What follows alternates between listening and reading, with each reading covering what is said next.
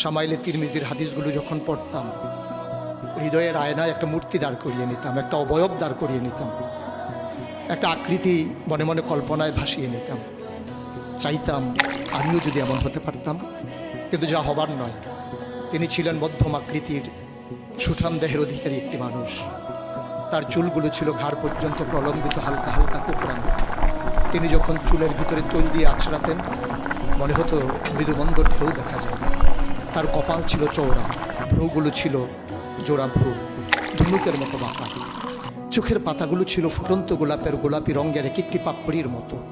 তিনি কখনো বা যখন চোখের পলক ফেলতেন, মনে হতো মৃদুমন্দ বাতাসে গোলাপ পাপড়ি যেন দৌড় খাচ্ছে। তার চোখের সাদা অংশ ছিল রক্তিমাভ সাদা, কালো অংশ ছিল কৃষ্ণ কালো। তার নাকটা ছিল খাড়া, নাকের ছিদ্রগুলো ছিল ছোট ছোট। নাকের নিচে ছিল সরু চিকন গোঁফ, গোঁফের নিচেই সেই গোলাপি রঙের ঠোঁট। তার ঠোঁটগুলো যখন কখনো বা মুচকে হাসত, গোটা পৃথিবীর মানুষ অবাক বিস্ময়ে দেখত গোটা পৃথিবীতে যেন বিজলি চমকিয়েছে।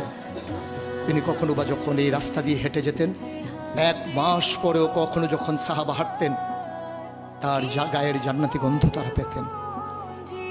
মায়েরা উম্মাহাতুল মুমিনিন যারা, তারা নবীর যখন কখনো এই ঘামে ভেজা শরীর নিয়ে ঘরে ঢুকতেন, কপালের ভিতরে মুক্তোর দানার মতো ঘামগুলো যখন জমে থাকতো, মায়েরা ছোট্ট শিশি খুঁজে সেই ঘামগুলো শিশিতে ভরে জমা রেখে দিতেন, কখনো বা ঈদে কোনো অনুষ্ঠানে যেন আতর হিসেবে ব্যবহার করতে পারেন।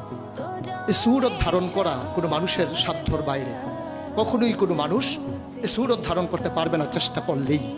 কিন্তু তার সিরত যেটা অনুকরণীয়, অনুপম আদর্শ। তিনি এসেছিলেন এই জন্যে, ওয়ামা আরসালনাকা ইল্লা রাহমাতাল লিল আলামিন।